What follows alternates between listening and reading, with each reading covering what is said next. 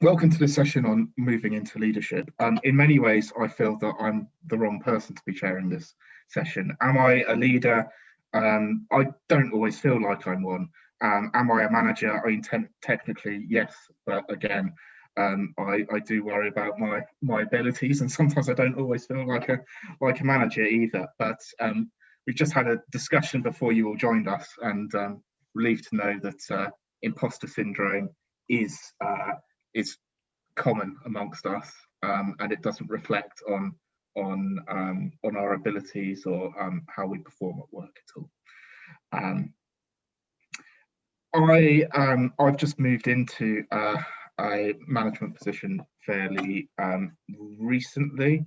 Well, it's about 2 years now, but lockdown's done horrors to time perception. But when I started my new job, it came with a direct report that I line manage, and that was my first line management experience. And since then, I've taken on additional responsibilities. So I now additionally manage a team of 2. But I still feel very new to it, and at the beginning of my my leadership and management journey. But fortunately, I'm joined by this wonderful panel today who will have additional insights to me. So I'm very grateful that they're here, and please give them a warm welcome. I'm going to ask them to introduce themselves in a clockwise fashion, please. So starting with you, Laura. I think you're on mute. Oh, gosh. Can you hear me now? I can hear you now, yes. Oh, sorry. So I'm Laura. I'm the head of content at the National Football Museum in Manchester. I've done that position for a year, and that is on the senior leadership team. I've also been on the senior leadership team of the History of Science Museum in Oxford. So they're like my 2 experiences really of senior leadership. But I've also worked in sort of leadership and management positions at the National Trust and a small independent museum in Norfolk. I've worked in museums for 11 years now, and about 7.5 of those, I was also a freelance consultant. So kind of leading on projects and other work. So kind of got a very broad experience of leadership experience, but just a year and a half now of in-house leadership experience on a team. Thank you very much. Heather? Hey, can you hear me? Yeah? Yep. Right. I'm Heather Thomas. I'm the head of learning engagement at the Lightbox, which is in Surrey. And we're an art gallery and a local history museum, so we have both things. I've been there for about 8 years, just over, and I've been in the management position for just over 3 years. So kind of worked my way up within the same organisation, which is quite nice. So yeah, lead a team of 2 at the moment, and hopefully ongoing and maybe more at some point. But yeah, kind of looking forward to sort of sharing some things here. Marley? Hi everybody, I'm Marley Treylor. I'm a front of house team leader at Camden Art Centre. I've worked mainly in front of house, but I've done some volunteer management as well in previous roles, and do lots of kind of freelance event management as well. And Farhana.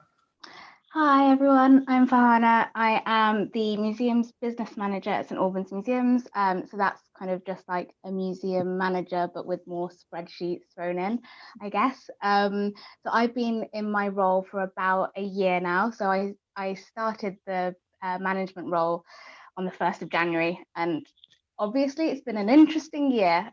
Before that, I was the marketing manager at St Albans Museum, so in the senior leadership team there. And I now line manage 4 managers that run the 2 museum sites at St Albans Museums, and we're a local authority museum, so there is a parent local authority above us as well. Fantastic. So the way this session is going to run going forward, we've got a number of set questions just to encourage us to converse, and that's going to take about 35 minutes, and then we've got time for a Q&A at the end, so any questions, pop them in the chat. But I'm going to start off by asking Is there a difference between leadership and management, and can you have one without the other? And I'm going to ask for volunteers before I pick on people. So if anybody wants to have a go at that, please put your hand up. So Marley.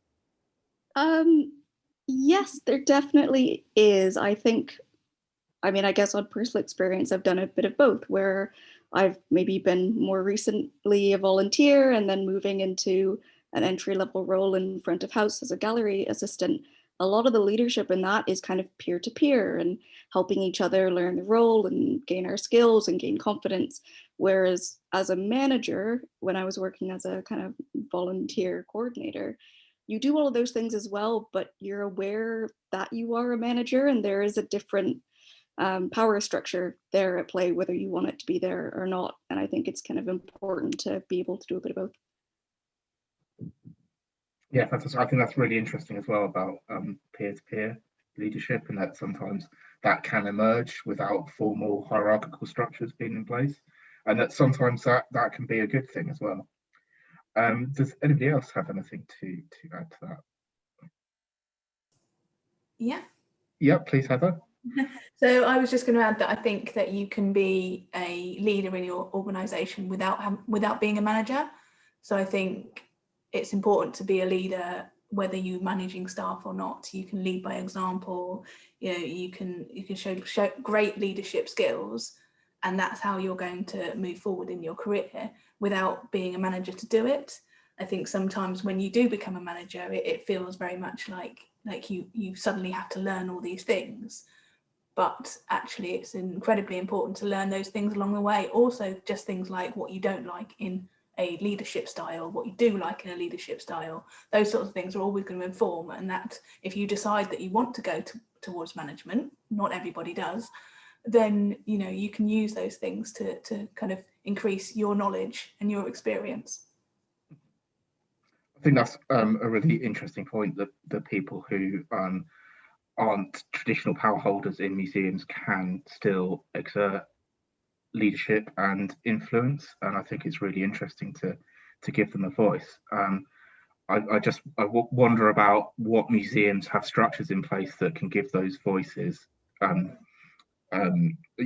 platform rather than stamping down on them from on high, because I think we've all seen examples of top-heavy management styles. But yeah, really good to entertain that point. I'm going to go on to our next question now, which is how do you get line management experience? And is it enough to have volunteer management experience, so experience of managing people, but not entirely in a professional setting? Or is it enough to have management experience of managing things, collections, for instance, or projects? Can they easily cross over? Who wants to go? Laura. So I actually got a little bit of line management experience in jobs before museums. So do think about every job you've worked in, and also volunteer posts that you might have had. Have you ever managed, I think volunteer management experience is just as valid, because it's the same sort of skills that you need to be able to lead and inspire and support. I'd also say in one job, and I appreciate this isn't possible for everyone, I created a volunteer scheme, partly because it was something the organisation wanted. It wasn't like a purely selfish act, but by doing that, I did get more volunteer management experience. I'd also say my current job, because it is, on a senior leadership team, they wanted someone with 5 years experience, at least in-house senior leadership experience. And I didn't have that because I freelanced for most of my career. So I really thought about what have I led on in terms of projects? I've done lots of project management and leadership whenever in a paid and a voluntary capacity. Just because it isn't a traditional leadership role, and you've not necessarily managed lots and lots of people, it doesn't mean that you don't have the skills. So also think about what skills do you need to be a really good manager, to be supportive, to set a direction, to have really good communication skills. Think about all of the different times that you've done that. And I think group that together and it can become quite a compelling case for why you should be able to get a job in leadership, even if you don't necessarily have what it says on the job description.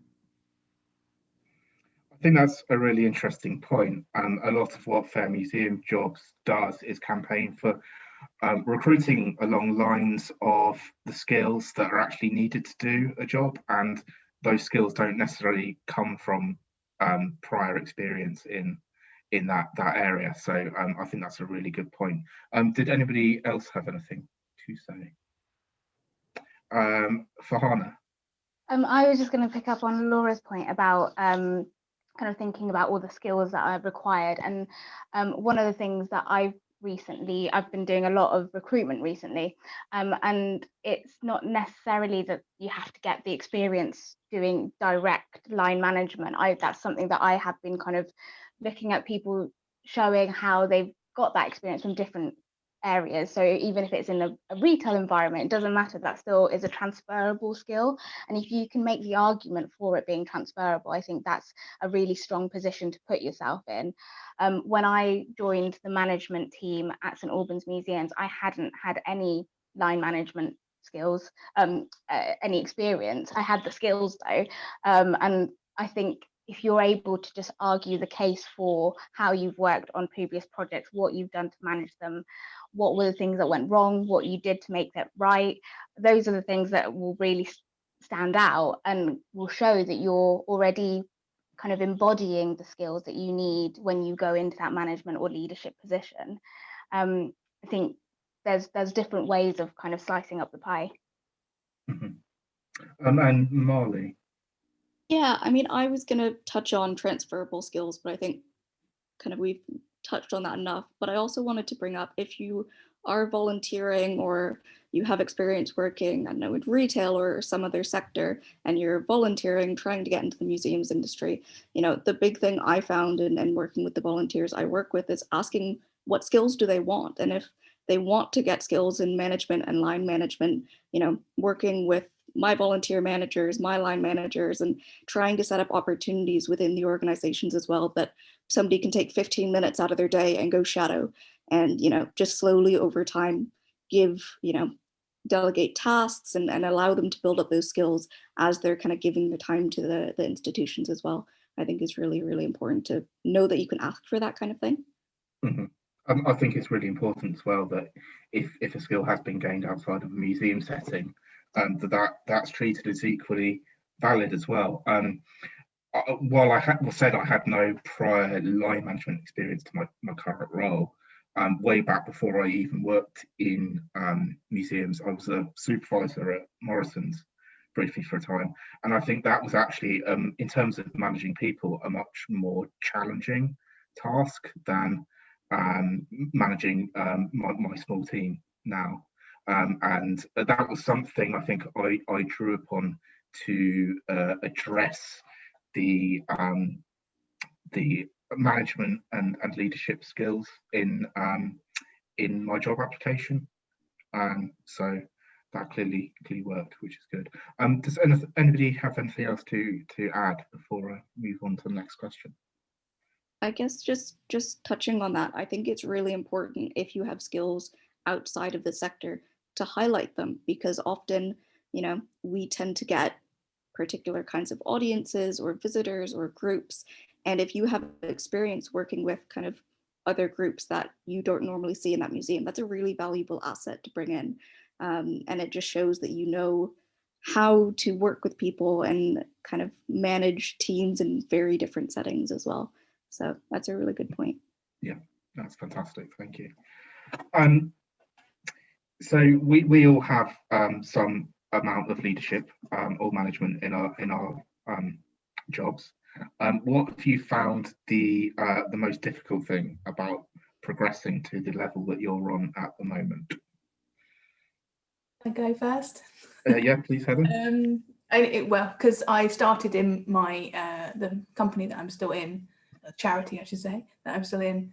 I started in an officer role, and so I've sort of stepped up within the organisation. So for me, it was very much surrounding changing that style of what and how I did things. So obviously I can't get involved in all the projects that I used to do as much before, although one of the bonuses of being in a very small organisation is that I still get to be involved every now and again, which is quite nice. I might sometimes butt my nose in where it's probably not wanted, but you know, I go for it anyway.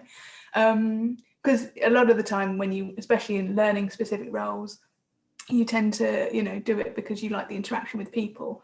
And so sometimes becoming a manager can be a quite kind of, you feel like you're just with the spreadsheets and the budgets all the time and the kind of the funding applications. But it's important to also get involved in the kind of the grassroots and the participation, I think, as well, because then you really know what you're still talking about.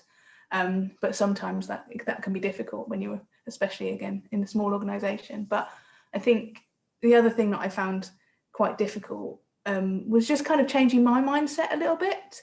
I think changing it from kind of the idea that I had to do everything because that was kind of my role, to actually I need to show empowerment to my team a lot more. Not that I wasn't doing that before, but obviously I wasn't necessarily the person to be doing that.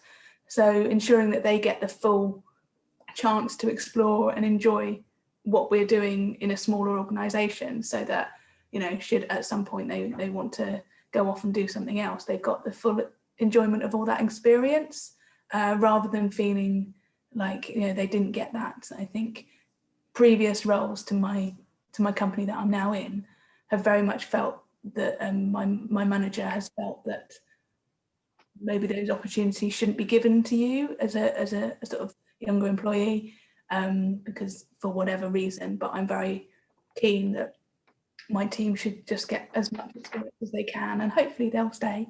But if they don't, then they've got as much out of it as possible. I think if they stay or if they go equally, it's really important to give people the chance to grow and develop into a role. And I think when people perceive that their role has stagnated, that's often when they think it's time to go. So maybe in terms of retention as well, letting your employees flourish is just a sensible business thing to do. It's a shame people don't feel the same way. I think outside of the organisation, must say that. Did anybody else have anything to say? Laura? Can say something. So for me, like, imposter syndrome is real, for me anyway. And I think, like, I was taking notes about what would I do, what would I tell myself. I don't always follow this advice, but I would, you know, it's the best advice I can come up with. Firstly, loads and loads of people feel imposter syndrome. I actually think it's kind of a sign of being quite a reflective person who kind of accepts that none of us are perfect and everyone has room for development, and that's absolutely fine. For me, like, having mentors and senior people in the sector that I can turn to has helped. And also having a group of like peers, people who I've known in my career for like 10 years, who are absolutely amazing. I think some of them are here on this call, like, who are like kind of personal cheerleaders, and you can turn to and go, what am I doing? And they say, no, you should be there, and give you really good advice. Remind yourself that you have every in the room. You take on challenges. If you're in a leadership role that doesn't allow you to grow and develop, then you'll just stay in your comfort zone all the time. So it is really important to take those opportunities and the chance to grow. And also, I think I'm a real people pleaser, and I find it really hard to, like, I accept criticism, and it's a good thing to do, and it's a way to learn. But I think just accepting that you will be criticised at some point, like, not everyone will agree with you all the time. And I think you just have to really be able to reflect on what you've done, learn and improve in the future. But don't let critics completely crush your confidence. Don't endlessly beat yourself up, and remember that you're always doing your best, and just keep going. Yeah, and I think it's really, like you said, it's really important to have a network of peers or mentors, and sometimes you just need to be told that you're doing the right thing, and that you're doing okay, because 99% of the time you are. Yeah. I'm gonna say what I found challenging about stepping into my position. There is definitely a higher admin workload. So when PDR season comes along,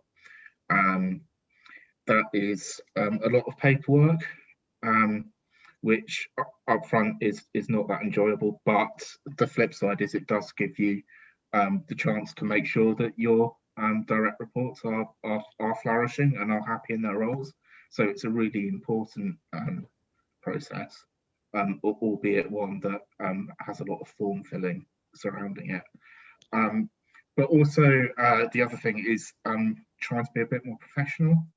And to an extent, I may have been the office joker in the past, and now I feel like I can't do that quite so much, but I'm trying not to lose touch of my essential characteristics. Has anybody else found any particular challenges? Farhana? Well, I just wanted to pick up on what you were saying about being the office joker and then having to take that step and kind of change the way you are a little bit. I think one of the things that I found quite difficult is that when you step into either leadership or management, that it can be quite a lonely place if you don't have that peer support network. So when you're maybe slightly more junior at an officer level, you can have a good moan about what's going on and what decisions are being made. But when you're in a more senior position, it can become a bit lonelier, and also you're now then in that place where you do have to make difficult decisions, and that can be really, really tricky. So yeah, I think that's one of the things that is really hard. And as Laura was saying, you know, having that support network around you is really, really good, and you need it to buoy yourself, because the more you have to be in that position where you're making those difficult decisions, or that you are having to work with things that are slightly out of your control, the more that it can grind you down. So yeah, I think, again, like Laura was saying, that's a really important thing. And I would like to give a shout out to Museum Detox as well, because I think they've been invaluable for me, because I've often found myself being the kind of the only non-white person in a room, or being the youngest person in a room, or being the only female person in a room. And when you get up to that leadership position, that can be a really difficult thing to take on board. So those little things can crush you a little bit. So if you've got a really good support network, I would definitely recommend getting in touch with them, and don't be scared to say, I need a bit of help, or I need some support around this. What have you guys done in a similar position? So I guess this is also helping people come into that conversation as well. Mm-hmm. Absolutely. And I think we're running a session later on the week on networking as well. So support networks will absolutely be a part of that. I had one just small instance that I thought actually was really important. When I started as a volunteer coordinator, I was coming into a position that was already fully formed. The team had hundreds of volunteers, and I loved them all, but I fully recognized that they had been there a lot longer than I have, and they knew what they were doing and I didn't.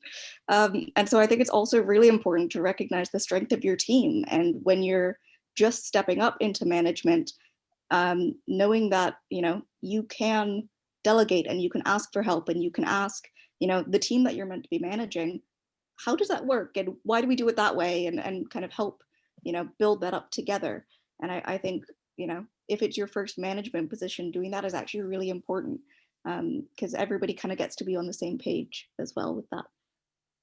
If I can respond to that as well, actually, I think the most challenging thing about my role, not necessarily its management and leadership aspects, but being curator of aircraft at the Royal Air Force Museum, I don't really have an aviation background, and I've got a big team of volunteers who are all ex-RAF or ex-industry and know so much more than me. And I think the important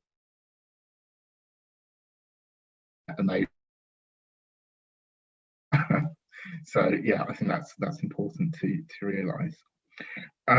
What is the best or worst advice that you've ever received about anything to do with leadership and management?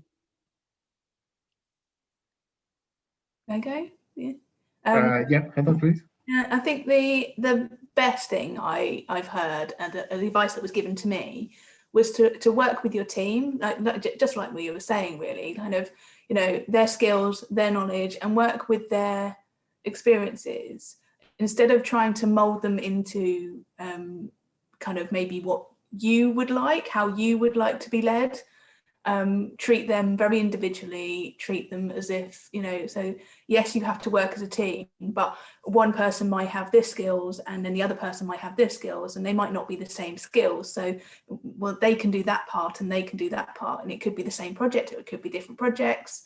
But I think constantly looking and evaluating what makes them the person that they are and what makes them good at what they're doing and why they're part of your team. Hopefully, sometimes you obviously end up with a team that you become a leader of and they're there before you. I was very lucky that I've been able to build my team, and over the years I've and now got a incredible team that are very much they've got their own styles and they've got their own kind of experiences. So it's working with those rather than working with what you would like as a person and what you would like your team to look like. You need to find out much more about them before you then try and create a sort of a team dynamic. I think that's the best advice I was ever given. Yeah, I think that's really important, and to recognise people as individuals, and to just often let them do their own thing in their own way, rather than trying to micromanage the way that they do their jobs.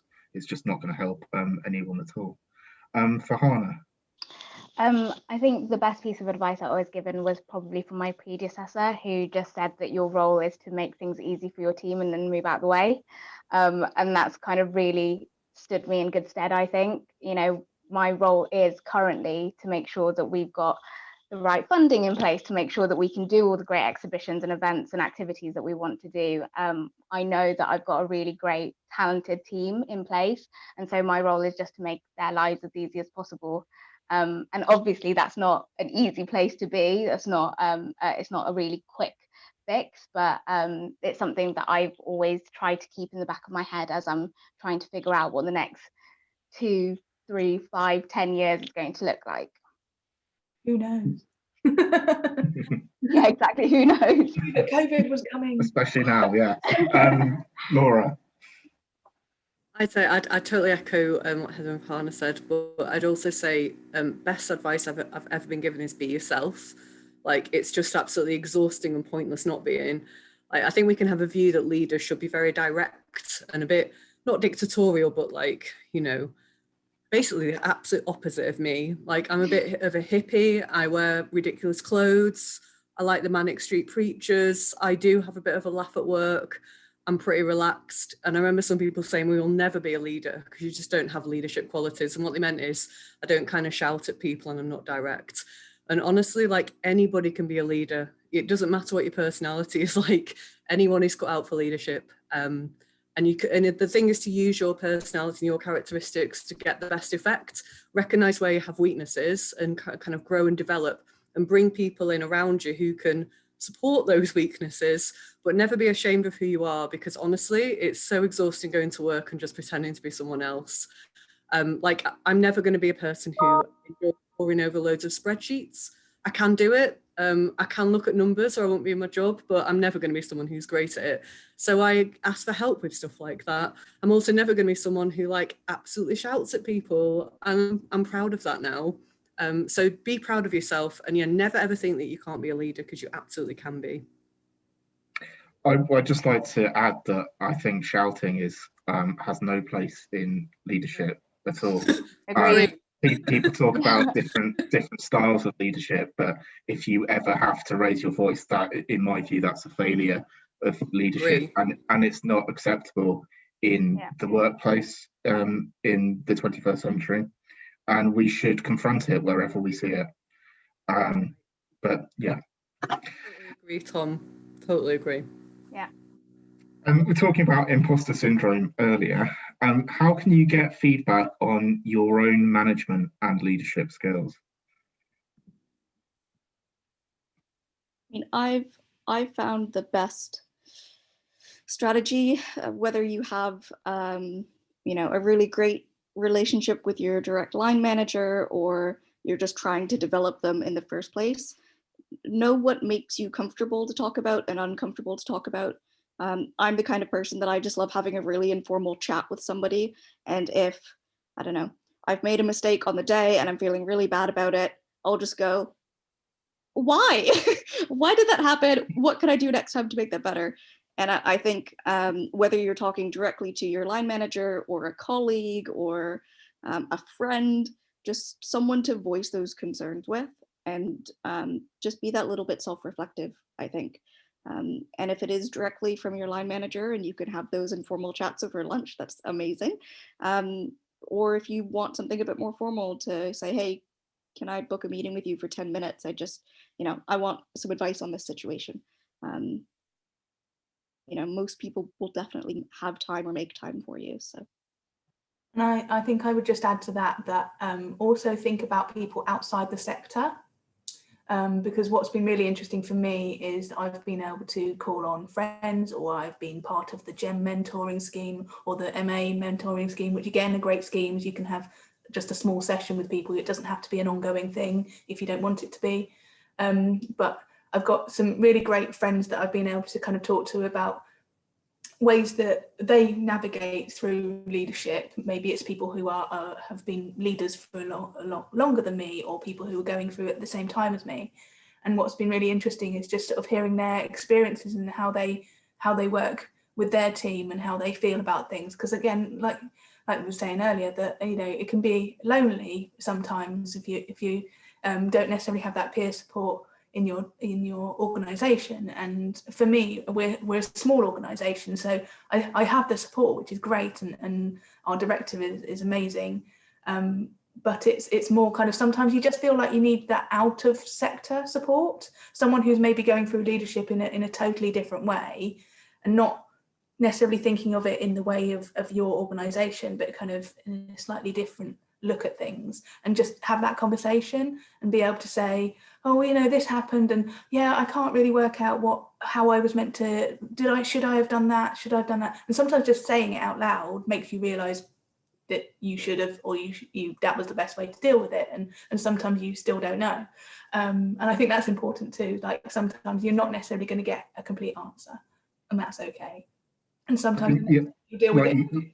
Like you say, sometimes just talking through a problem lets you process it, and the same with writing it down as well. I think it's a really good reflective process to do. And did anybody else have anything to Farhana? Yeah, just to kind of add, I don't know if when people get into that management or leadership position, a lot of organizations also have 360 feedback that you can give as part of your appraisal process. I didn't know that our organization did it until maybe like last month, when we started doing the mid-year reviews, and so that can be a really invaluable way of gaining that feedback. And I think what I found quite nice is a lot of the things that I thought were weaknesses were being picked up as things that people really appreciated, as part of the way that I am with people, and the things that I was, we were talking about imposter syndrome before, the things that I felt really quite insecure about, it's being actually looked at in a positive way. So it can be one of those things that really does cement in what Laura was saying about being yourself and making sure that you bring who you are to your role, because that will actually enable that really good team dynamic to come through. But yeah, if you don't know if your organization does have anything like that, then do. And it's not necessarily that leaders need to get it or managers need to get it. You can ask that at any point in your career, really. Laura? I definitely echo that. 360-degree evaluations I found them really, really helpful in the past. As a freelancer as well, with asking clients for feedback, it is really helpful. And I guess just as a broader point, I suppose I've said it before, but when you become a leader, you don't suddenly become a perfect person who has no faults or no room for development. We all make mistakes, and we do as leaders as well as anyone else. So I think it's just really important as a leader, like in any role, to be kind of self-reflective, and make sure that you do kind of reflect and learn all the time and have that kind of growth mindset. And so if people do give you like more critical feedback, then learn from it and go from there. A lot of this, I think, ties into the session that we had on failure yesterday, if anybody was there. But yeah, absolutely take it as a growing and a learning opportunity. But also, it is gonna hurt sometimes, and that's just normal and fine. And just know it will pass, and you will move on and grow. question now. Do you have a favourite museum leader? And if so, why? I have one. Yep. It's a lady called Nina Simon, who was the director of the Santa Cruz Museum of Art and History. She now is very much working on her own projects. She was instrumental in bringing around the fortunes of the Santa Cruz Museum from a very kind of underrepresented museum of the local area to one that became a real kind of participatory organisation. So the people of the local area really wanted to go, and they were doing things that were much more about them. So it made it a real local organisation. And it just completely changed its fortunes, and the way that she led her team to, again, be very much about their experiences and their knowledge, and she just pushed forward with the agenda that it needed to do this, whether, you know, she got a bit of pushback from trustees and things like that, but she knew what she needed it to be and she just went for it. And when it's that whole idea of, you know, not whether people went along for the ride or not, but I think it was, she knew that what that area needed, and she just sort of brought everyone with them. Some people I think would have probably fallen by the wayside, but that's always going to happen. But she was, yeah, I think she did an amazing job, and now, as I say, is off doing her own thing, and they have just run with it still. So it must have been good, is what I think. Yeah, I know she's certainly very well respected in the museum world. Anybody else? I mean, I have two just short personal anecdotes, and I think anybody who has had a really great manager has this feeling and know this feeling. But in my previous role and my current role, my managers, Holly and Jenny, have been instrumental to just how I've developed my confidence and just having that role model, that mentor. Whether they're someone that's just really easygoing and they have the mentality of, you already know what you're doing, I don't need to tell you what to do. If you have any questions, ask, but I fully trust you. Or whether there's someone who has worked really hard to, you know, make systems within their organization that let people kind of climb that ladder a little bit and get their first steps into our industry, which, as we all know, is often very difficult to do. I admire that so much. And I think when you meet those managers, you go, oh, okay, I get it. Like, this is what we're striving to be. So yeah, both of them are just fantastic in my eyes. I'm going to give a shout out here to Katrina Wilson. Bit of favoritism because she is on the Fair Museum Jobs Committee, but she managed me as a volunteer first about 8 years ago, and then line managed me for a year on a fixed term contract about 5 years ago. Always incredibly supportive and trusting of my own abilities as well. And I brought her along to the Fair Museum Jobs project, and I'm so glad that she's here.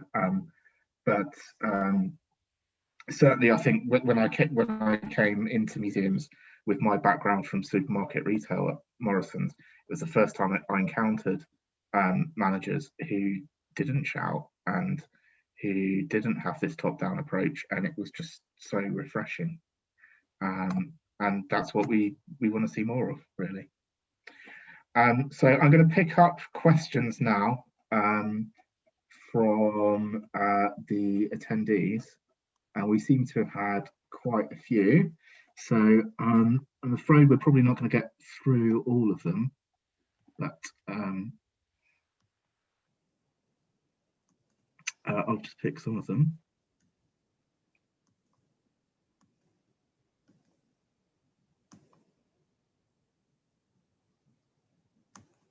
So one question is about, does it matter how long ago management experience was gained in terms of applying for a management position? So you've been a manager a decade previously, but then stepped away from it to do something else, but then wanted to go back into it. Does that would that make a difference? I don't think it would necessarily. Laura?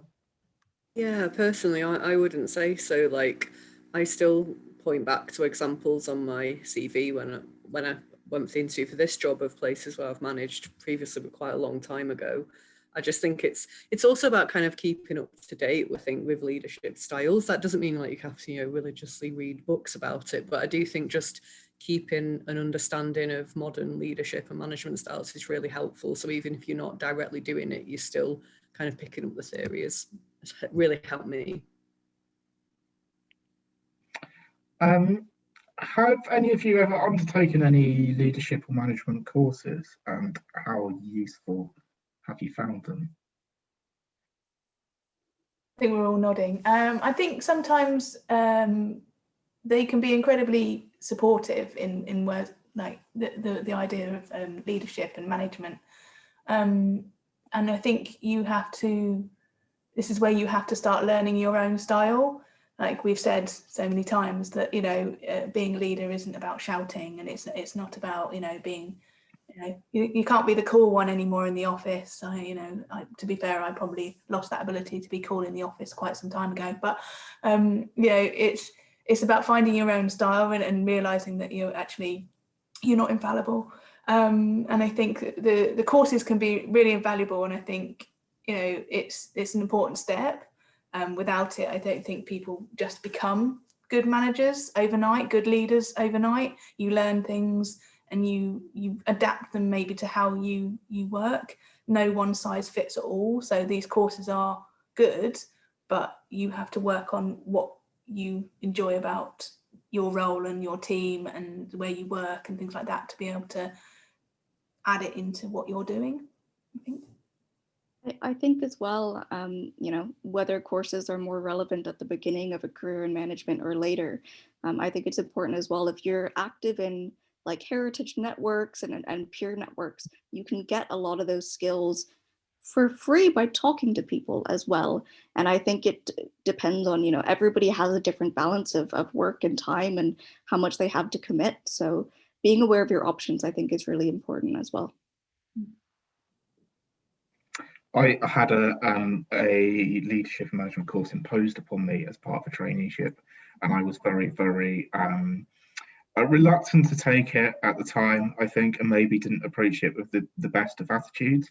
But I do still, and it was about 6 years ago now, but I still find myself thinking back to some of the things on it in a reflective manner. So I have changed from thinking they were completely useless to being a little bit more sympathetic. But yeah, it depends how much they cost as well. I guess some of them can be ridiculously expensive. I've got a question about how to develop leadership skills if you're not currently in a leadership role. I know we sort of touched upon that before.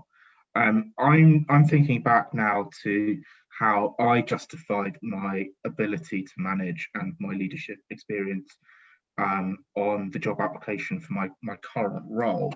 And I think almost more than talking about supervisory experience in retail and volunteer management within museums, I talked about things like giving careers talks, or the careers blog that I used to run and still sort of semi-run as well, as evidence of means to sort of inspire, motivate and coach employees. So that was one workaround that I had for that. Do any of you have any others? Marley? I mean, if you can always ask kind of within and kind of in gaining those skills, you can always ask what that middle step is. And if your organization is missing it, you can propose programs. If you have a volunteer program and, an entry-level gallery assistant program, but you don't have a trainee opportunity where people can volunteer and gain those skills and get a bit of paid work, that can be a really valuable program for galleries and museums to have, so that they can train up their workforce and give their volunteers or kind of entry-level positions that little bit more on their CV for basically doing a very, very similar job, but just giving them that opportunity in the first place, I think is really valuable. Laura?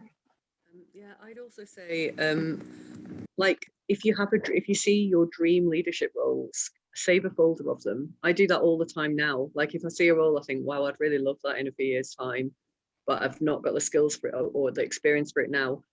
Keep a note of it so you can then, think of ways that you can develop those skills and experiences. So in the future, you'll be able to apply for that dream job. And I'd also say, just a bit like we were saying earlier, leadership is essentially a cluster of lots of transferable skills like listening, communication, empathy, being able to put forward a vision. So I think, kind of keep a reflective diary or journal almost of, how you are collecting those experiences in your day-to-day role, because you probably are getting a lot of those skills from any job. And it's just being able to communicate that in a job application or an interview. Yeah, and one of the things that I took from my leadership or management course that stayed with me is keeping a learning journal. So every time that you encounter something in any setting that you feel that you have in some way developed from, write it down and make a note of it. It's not something I ever do, but it's an aspiration running in the background.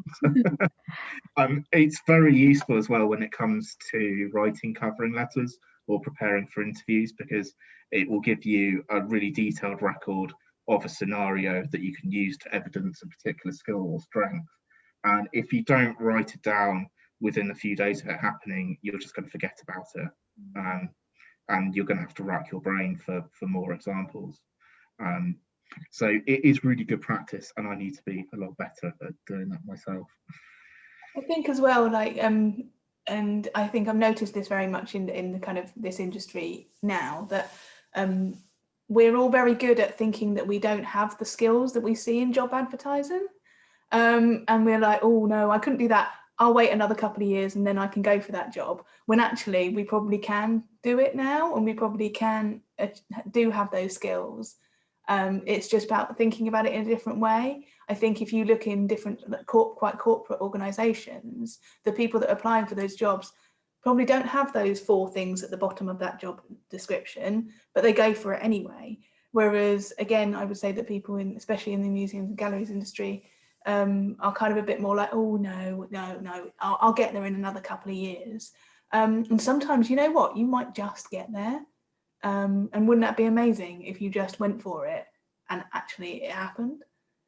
Because I think there's definitely a thing of, holding yourself back, maybe because you think, oh, well, I don't have that one thing on the job description, but actually you have all the 20 other things.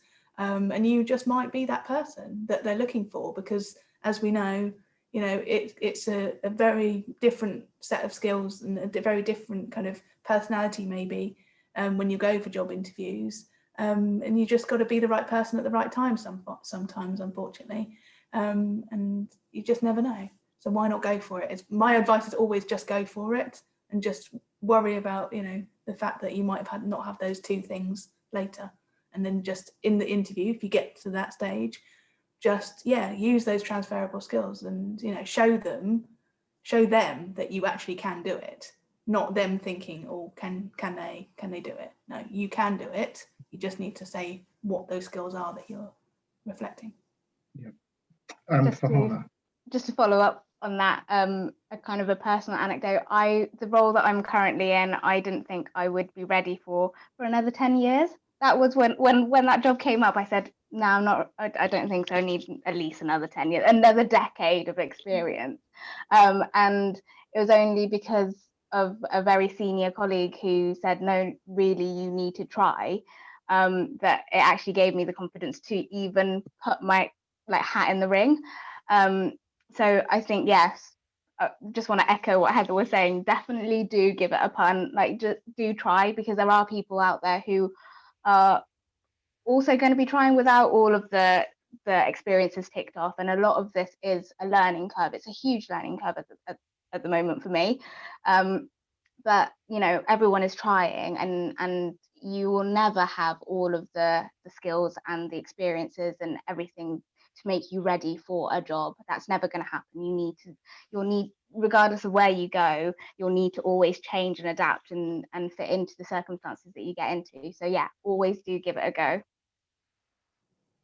Yeah, I think that's really important. I'd just like to add that I had no confidence whatsoever I was going to get my current job, but I just put the application in, and you know, it happens. So yeah, go for it. Yeah. We are running out of time. We've got 7 minutes left. We're not going to get round to answering all the questions.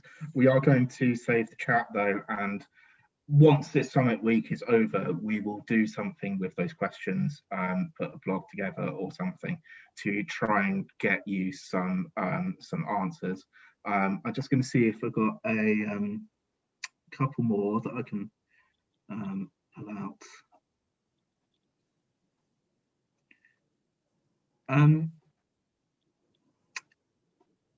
Is going for a trustee role a good place to develop leadership skills? Would you say? Is that something anybody's got any experience of? Yeah, I'm a trustee of 2 places, but they both happened after I became a leader, which is quite interesting. Maybe I didn't have the confidence to go for them when I wasn't, but I wish I had, because I think that you get to learn a lot more about different organisations. I happen to work with an arts organisation, and one very much centred around women. So they're 2 very different types of things, but they do still have the art base. So I'm still within my remit, so it's okay. But I think that you do get to learn a lot more about the process. I work in quite a small charity, so I know quite a lot of that already, which does help. But if you worked in a larger organisation, you may want to be a trustee in a smaller organisation, or vice versa. Because again, the other thing can be that you might not want to be a leader in the organisation you're in because it's a larger organisation or it's a smaller organisation, and you may want to sort of have a look at that. In the same way that sometimes volunteering before you change careers can be a good thing. You know, sometimes going and being a trustee or a volunteer, when you're a trustee, you're still a volunteer, that it is somewhere else that's very different to what you're in, can sometimes really help. And I think that the nice thing about it is that you almost do have that position of power, but it's a collective position of power. You can't do any one thing, just like any leadership role is actually. You can't do any one thing on your own. You have to use the whole team and whole resources you have. But I suppose being a trustee, you kind of feel like you are able to make those decisions. So maybe if you don't feel that you're getting that in your role, that could be a really great way to learn more about it. I know there's a lot of discussions about lack of people experience being a block into moving into a management position. But I think there's also, to an extent, some truth that maybe a lack of budgetary management experience is also a block. And being a trustee, I think, can be a great way to address that, because you've got to deal with accounts, and it's scary and responsible, and there's numbers involved. I don't really understand it, but it's all kinds of scary, because suddenly you're just like, I'm named on this. Like, if something happens, and especially in this current year, I'm a little bit like, huh? You know, try not to think about it. Just, again, get that paper bag out and just breathe. It's fine. Everything's fine. Yeah. Anyway, we're coming up to time. I hope this session has helped. I know that there are still real issues in the sector with people struggling to make that jump from sort of established professional to the next level, and there does seem to be this real block with getting management experience and making that transition in. But hopefully this session has helped. And as I said, this is something that Fair Museum Jobs is absolutely keen to look into further and develop more resources moving forward. I'm just going to pop my social media details in the chat now quickly. I would encourage all of the other panelists to do so if you're happy. to be contacted. If you've got any questions at all, or want me to elaborate on anything that we didn't get round to covering, then please just connect on Twitter or email Fair Museum Jobs as well, and I should pick that up eventually. I'd like to say thank you very much to the panel. Really great to have you here. Yeah, thank you everybody for coming. It's been great. Thanks. Thanks very much. Thank you. Thanks so much. Thanks for coming, Bye. everybody. Bye bye.